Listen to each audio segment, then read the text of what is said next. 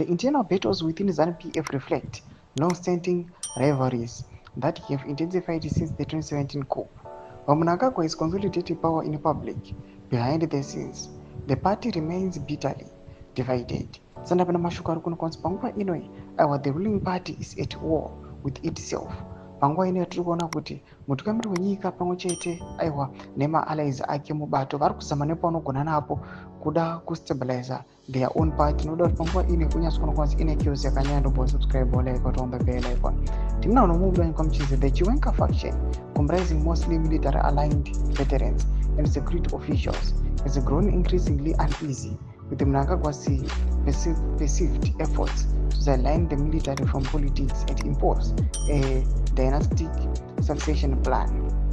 Mnangagwa, who has in recent years been a vocal critic of the so-called militarization of politics, is viewed as the Chiwenga camp as a political antagonist. His public attacks on factionalism have often been interpreted as thinly veiled bumps at Chiwenga's influence within the party.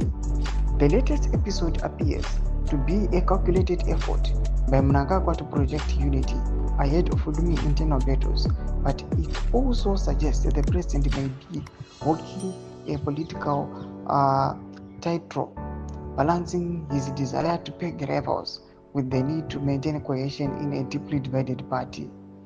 As ZANU-PF prepares for the next Congress, the question remains, can Mnangagwa keep the party together, or are the fractures now too deep to heal? Ndo mashukaru muda panguva inoachenzi mutungamiri wenyika patikona kuti they are now heading for the Congress achakwanisa kumaintaina the balance here kana pane chaos ichaitika. Tudze mafungiro enyu kuti kudii pamusoro pechiitike pachiona kuti chaos is rocking nemafactions the ruling party ZANU-PF. Nekomesi kuchemedza mafungiro enyu, subscribe or like, turn on the bell icon.